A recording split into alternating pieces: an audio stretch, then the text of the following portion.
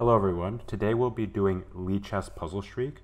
The idea is that you just go up with every single tactic, and the more you solve, the harder it gets. We're going to be doing them together, and I don't expect to spend more than 1 minute on any puzzle. As soon as you get one wrong, it's over.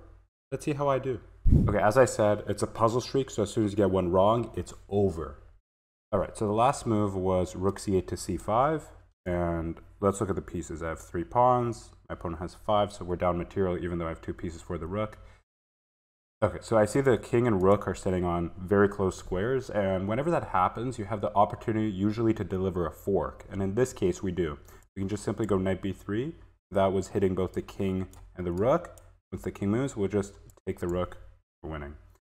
The knight moves to c3, and here, another fork, kind of similar to what we saw last time. Now here, I'm not even looking at all the material, although you can note that black only has 1 knight and white has 2, and white is also up a pawn.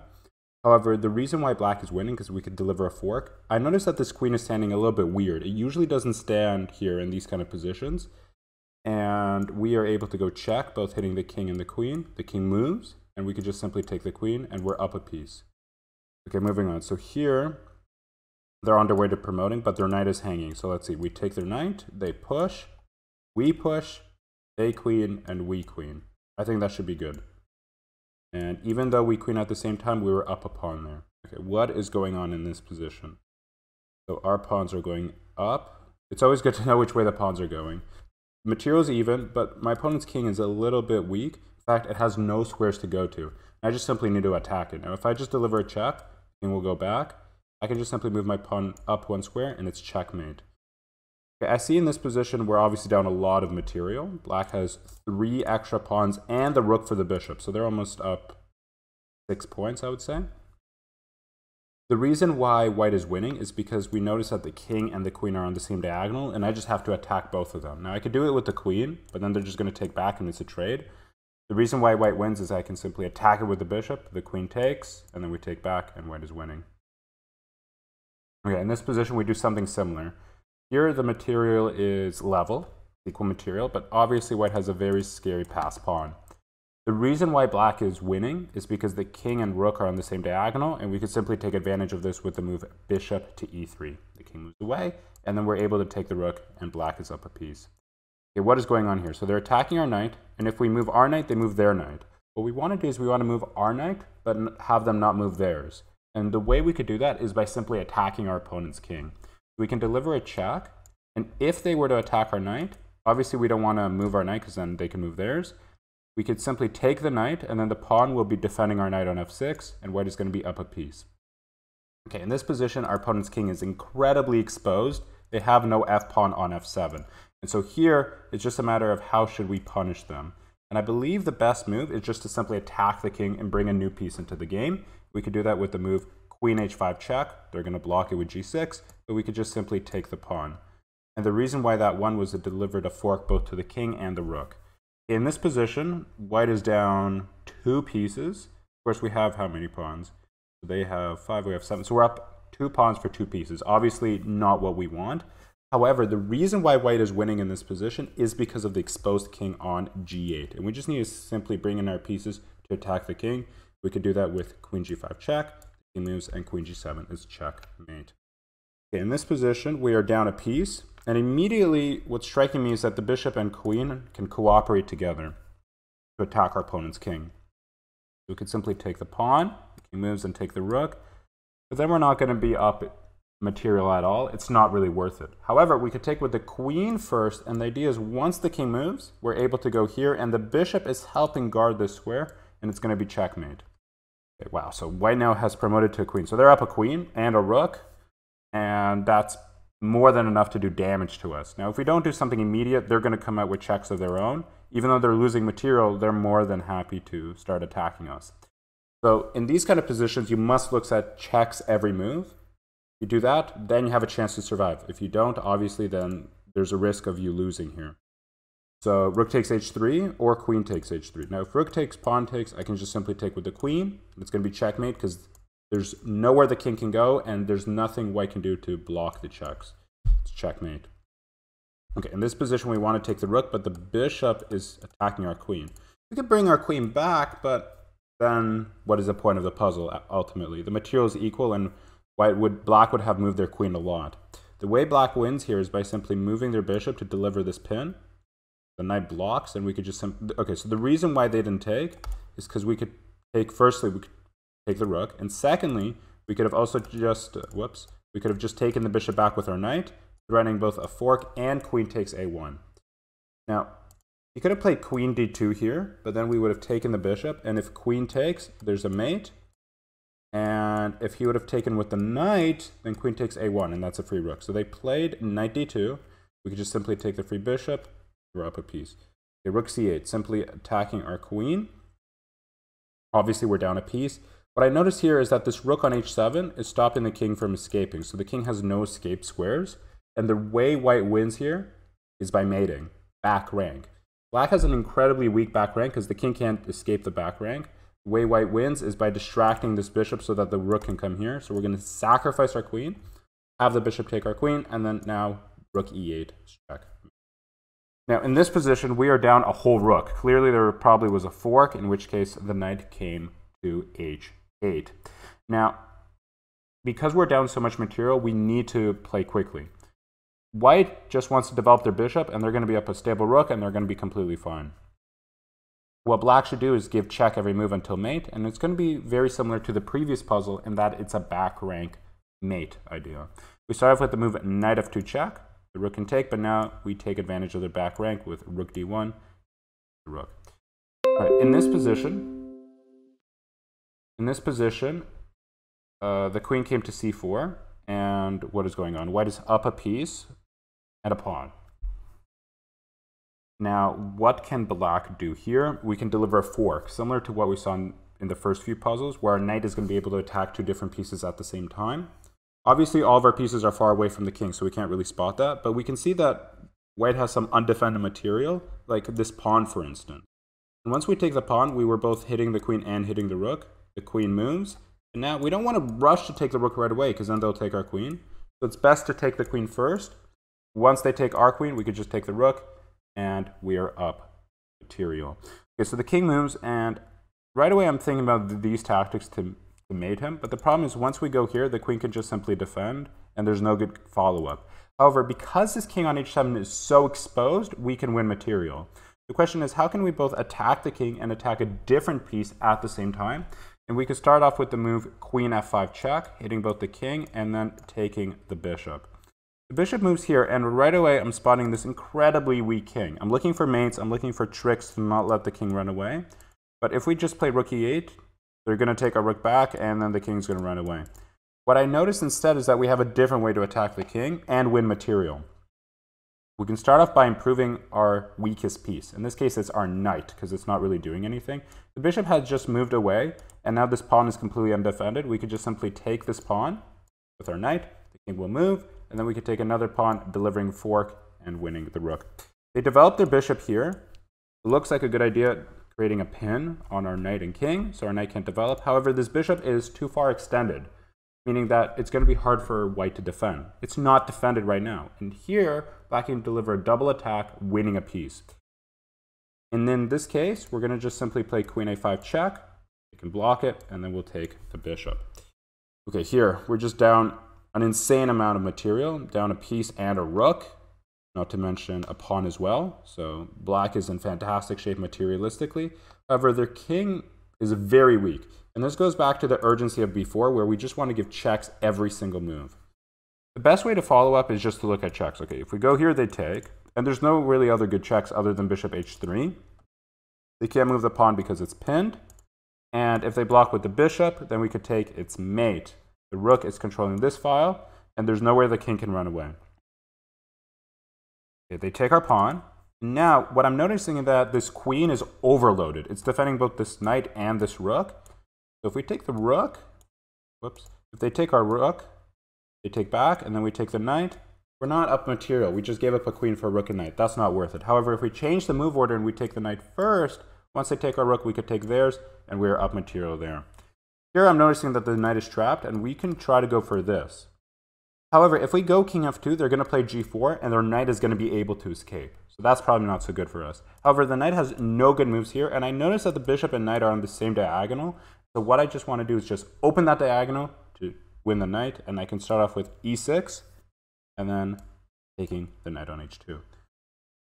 Okay, wow, immediately I'm spotting the fact that this king is incredibly exposed. And so even though I'm up material, I need to be very careful about some mate threats, where, you know, all these checks could be potentially lethal. Luckily for white, they have a mate in 3. Every move is going to be check until mate. And we can start off with a trade, because that is going to remove their only defender of their king. We will continue with queen h8. Once the king moves, now our rook and queen will meet at this square, and that is going to be checkmate. Here, what is going on? So they come here. I'm noticing this pin, so immediately I'm seeing that this is a free pawn, and it looks like the right answer, because we're threatening both a mate and we're hitting the bishop at the same time. So this has to be the right answer, and then we just take the bishop. Here, the rook is coming down, and this is a back rank mate tactic. The black rook has moved away from the back rank, and so their king is incredibly exposed. It's important to note the king cannot run away because the queen is controlling the square. So I can simply bring in a new piece to the attack with rook c8. The rook blocks, and I could just simply take, and it's mate in 1. Okay, here, queen c3. So isn't this a free bishop? The bishop is not defended. Yeah, I think we could just take it. And the point is, however they play, we have a mate in 1. We can't mate with our queen, because our queen is already doing an important job stopping the king from escaping of any of these 2 squares. Whatever queen move you play, the king would be able to escape somewhere. So we're able to bring in a new piece. And the rook does a really good job attacking on open files and open flanks. Flanks are, you know, the 1, 2, 3, 4, 5, 6, 7, 8, and the files go by letters. Okay, so rook b8 is mate. Okay, here we're down a lot of material. Obviously, they're up a queen. But we cannot mate them because the king just has so many escape squares. It's an open board for the king on f1. So the question is, how should black continue? And I notice that the rook and bishop are on the same file as the king. So wherever I move the bishop, we'll be hitting the king. The way for black to win is to win the queen, because if we don't, they're going to mate us in 1. And the right move here is simply bishop e5 check. They take our knight, and we can just take. Okay, so they take, and I'm right away spotting this check. It seems good. Huh. This is also a free bishop. So what I would like to do is take the pawn and then take the bishop, because it just seems like I'm picking up free material, so I'm going to do that. And the idea is they cannot take our knight, because then we deliver a check. The king moves to block the queen, and then we take the bishop. Let's see if Lichess will show this tactic. No, it doesn't. Okay, here, the queen has moved away. So there's not a lot of defenders of the bishop, only the knight. And if the knight is gone, then this is a check, forking both the king and the queen. And the way white can win is by removing the defender. And in this case, it's this knight. We can just simply sacrifice our queen for the knight. And even though they were able to take, we would have taken the bishop, then we would have simply won the queen. Okay, so they took our knight, and we could just simply take back, and we're up a piece. Okay, e5. Now, I'm noticing that there's no defense of the king. So right away, rook d2 comes to my eye, but then they could block with their knight. Another way that we can attack is delivering a double attack with our rook, and we can go here. And the point is that the pawn is now going to be pinned, and the knight cannot move back because the bishop would take. So I really like rook g4. He doesn't even try to defend the knight, and we could just take it. In this position, we are down a queen for a rook. And I right away do not see the answer this time. Because, okay, this doesn't work. I can go here, but, you know, that's not too convincing. It'd be pretty sad to get it wrong here. If I play rook g4, he has knight f3, so I don't really see much there. I can play, so I really like bishop c5. And the point is that we're going to try to mate in 1, or mate in 2 rather. The queen is controlling this diagonal, so it's controlling the square, so I really want to get rid of the queen. Even though they can give us a check, our king can go into safety near the center of the board, which is kind of ludicrous sounding. But the point is that the queen has no checks, and had the queen just moved, we would have mated in 1, or 2 rather, they would have taken, and then we take back. They move to take the bishop, but we could just take the queen, and we're winning. Okay, rook f3. What is going on here? So here black can just deliver a double attack and a discovered attack. Our knight is blocking our rook from hitting the bishop. So wherever we move the knight, we'll be hitting the bishop. But the problem is if we just move the knight to any square, they'll be able to move their bishop. So we want to create a double attack, attacking 2 pieces at the same time. We could do that with knight e5. They're going to take our pawn, and then we take their bishop. Okay, queen h6. Sorry, queen g5. I've actually just said the square that is the answer. I noticed that the queen and the bishop are on the same diagonal, and we could deliver a skewer.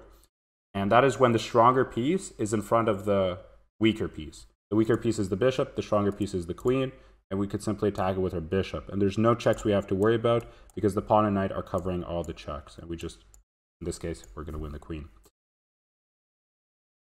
Okay, this seems like a free pawn.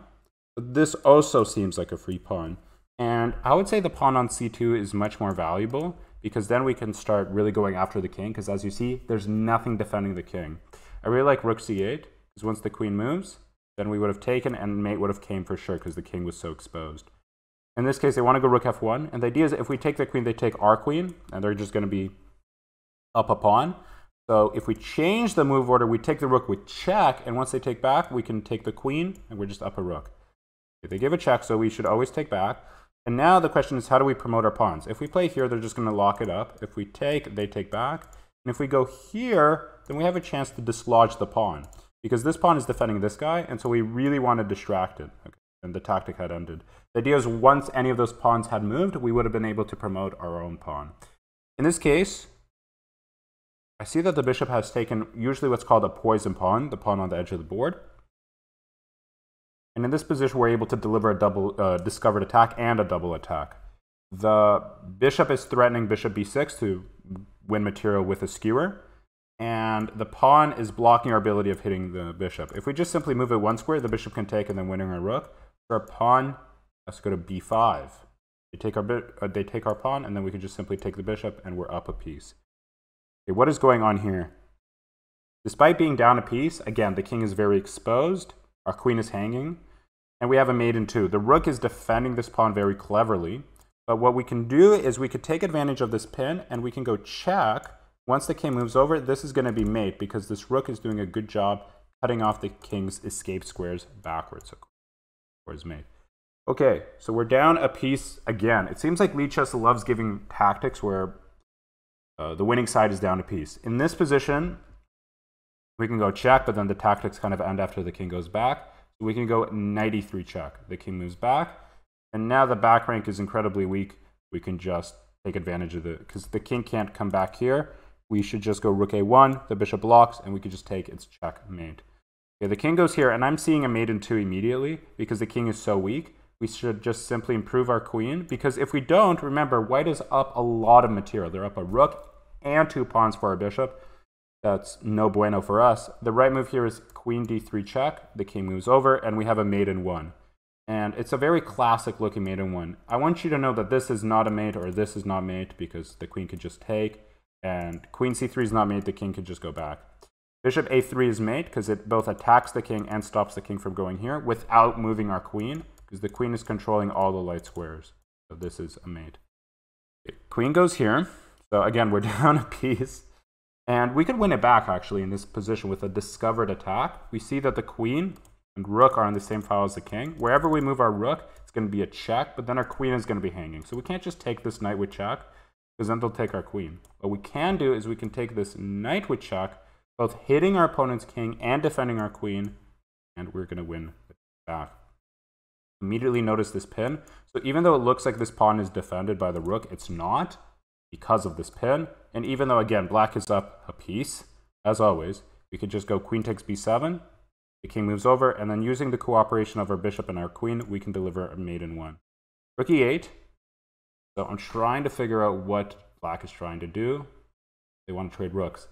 What white has here is a very nice way to dislodge the connection of the black pieces.